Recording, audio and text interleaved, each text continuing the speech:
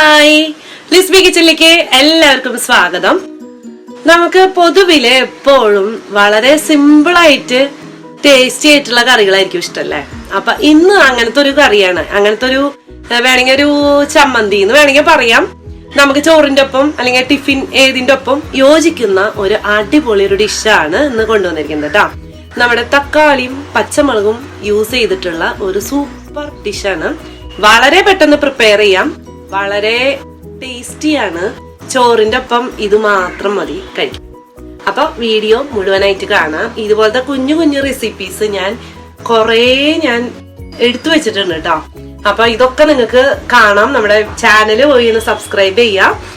Video ഇഷ്ടമായെങ്കിൽ share ചെയ്യുക, like ചെയ്യുക, കമന്റും ചെയ്യുക. ഓക്കെ, അപ്പൊ നമ്മുടെ മെയിൻ ആയിട്ടുള്ള ഇൻഗ്രീഡിയന്റ് ടൊമാറ്റോ, അതുപോലെ പച്ചമുളക് അതെടുത്ത് വെച്ചിട്ടുണ്ട്. പിന്നെ കുറച്ച് ചില്ലറ ഇൻഗ്രീഡിയൻസും കേട്ടോ.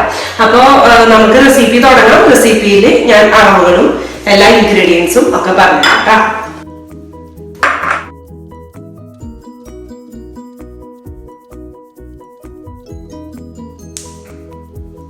അപ്പൊ അടുപ്പത്ത് ഞാനൊരു ഒരു പാത്രം വെച്ചിട്ടുണ്ട് കേട്ടോ, ഇത് കുക്ക് ചെയ്യാൻ വേണ്ടിയിട്ട്. ഇതിലേക്ക് നമുക്ക് കുറച്ച് എണ്ണ ഒഴിച്ചു കൊടുക്കുക. വെളിച്ചെണ്ണയാണ് കേട്ടോ ഞാൻ ഉപയോഗിക്കുന്നത്. ഏത് ഓയിലായാലും കുഴപ്പമില്ല ഇതിന്. ഇതിലേക്ക് ഞാൻ ഒരു 1/2 ടീസ്പൂൺ കടുക്, 1/2 ടീസ്പൂൺ മുഴുവൻ മല്ലി, പിന്നെ ഒരു 1/4 ടീസ്പൂണോളം ഉലുവ എടുത്തു വെച്ചിട്ടുണ്ട് കേട്ടോ. ഇതൊന്ന് നമുക്ക് ഈ ഇതിലിട്ടിട്ട് ഒന്ന് ചൂടാക്കി എടുക്കണം. ഫ്ലെയിം നന്നായിട്ട് താഴ്ത്തി വെക്കുകയാണ്. മല്ലി, കടുക്, ഉലുവ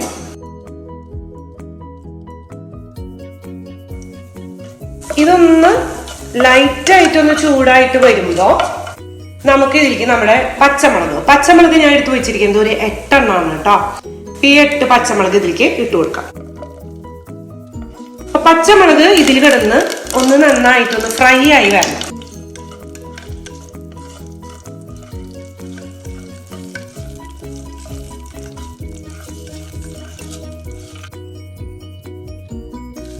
അപ്പൊ ഇതുപോലെ ഈ പച്ചമുളകിന്റെ കളറൊക്കെ ഒന്ന് ഒരുവിധം ഒന്ന് മാറി വരുന്ന സമയത്ത് നമുക്കിത് ഒരു പാത്രത്തിലേക്ക് മാറ്റി വെക്കും.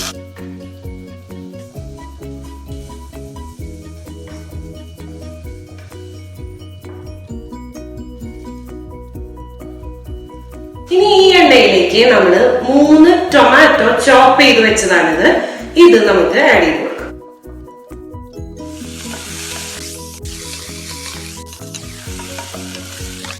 ഈ ടൊമാറ്റോ ഒന്ന് കുക്ക് ചെയ്ത് വരാൻ വേണ്ടിയിട്ട് നമുക്കൊന്ന് ഫ്ലെയിം കുറച്ച് വെച്ചിട്ട് ഒന്ന് മൂടി വെക്കാം.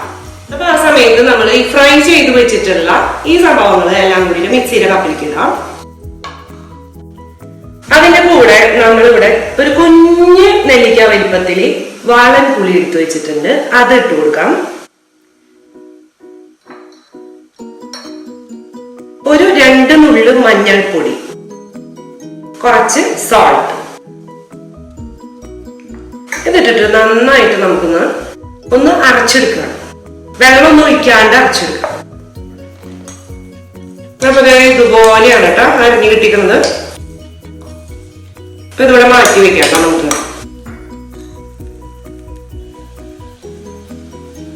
ടൊമാറ്റോ കുക്കായിട്ടില്ല, ഒന്നുകൂടി കുക്കായി തന്നെ ഇറക്കി നമുക്ക് തുറന്ന് ഇറക്കി വെക്കാം.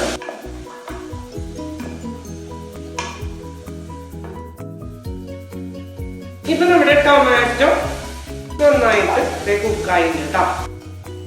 അപ്പൊ ഇത്രയും മതി. ഇതിലേക്ക് നമ്മൾ അരച്ചു വെച്ച ആ ഒരു പേസ്റ്റ് ഇതിലേക്ക് ആഡ് ചെയ്ത് കൊടുക്കാം.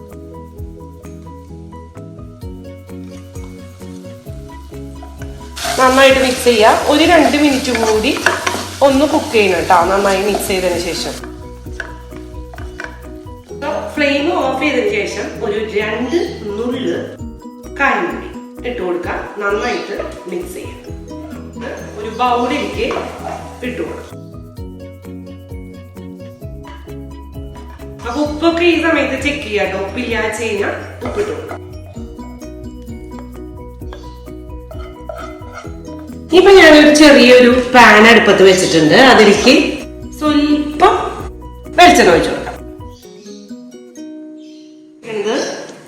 ഇവിടെ ഞാൻ എടുത്തു വെച്ചേക്കുന്നത് 1/2 ടീസ്പൂൺ കടുകും 1/2 ടീസ്പൂൺ ഉഴുന്ന്, വറ്റൽമുളക് ഈ കടുകും ഉഴുന്നും കൂടി ഞാൻ ചൂടായ എണ്ണയിലേക്ക് ഇട്ട് കൊടുക്കണം.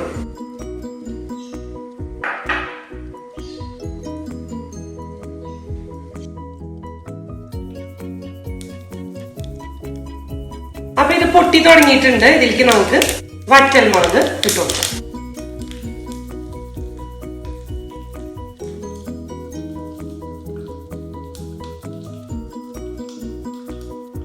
ഇനി നമ്മൾ പ്രിപ്പയർ ചെയ്ത് വെച്ചിരിക്കുന്ന ആ ചമ്മന്തിയിലേക്ക് ഇടും.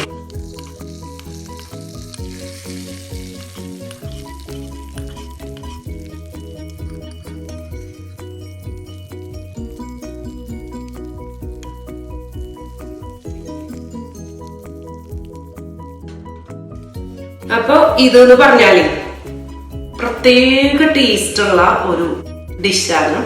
നല്ലൊരു ചമ്മന്തിയാണ്. നമ്മൾ സാധാരണ ഈ ടൊമാറ്റോയും പച്ചമുളകും കൂടി കപ്സയ്ക്കും അങ്ങനത്തെ കാര്യങ്ങൾക്ക് വേണ്ടി നമ്മൾ വെറുതെ അടിച്ച് ഇങ്ങനെ ചമ്മന്തി ഉണ്ടാക്കാറുണ്ട്. അതുപോലെയല്ല, ഒരു വെറൈറ്റി ടേസ്റ്റ് ആണ്. പിന്നെ ചില ദിവസം എന്ന് പറഞ്ഞു കഴിഞ്ഞാൽ നമുക്ക് വേറെ കറികളൊക്കെ പ്രിപ്പയർ ചെയ്യാൻ മടിയുള്ള ദിവസങ്ങൾ ഉണ്ടാവും. ആ ദിവസങ്ങളിൽ ചോറിനെ പറ്റിയിട്ടുള്ള ഉഗ്രൻ ഒരു ടേസ്റ്റി ആയിട്ടുള്ള, ആരും ഇഷ്ടം ഞാൻ പറയില്ല, ചോറിന്റെ കൂടെ ഉഗ്രൻ ഒരു കറിയാണ്. ഒരു കറിയല്ല, ഒരു ചമ്മന്തി എന്ന് വേണമെങ്കിൽ പറയാം. പിന്നെ അതുപോലെ മറ്റേ ടിഫിൻ എല്ലാത്തിനും കൂടെ യോജിക്കുന്ന ഒരു സംഭവമാണ്. അപ്പൊ ഇത്രയും ഈസി ആയിട്ടുള്ള ഈ റെസിപ്പി നിങ്ങൾ ചെയ്ത് നോക്കുക. അപ്പൊ അടുത്ത തവണ ഇതുപോലത്തെ ഒരു സിമ്പിൾ റെസിപ്പിയുമായി കാണാം. ബൈ.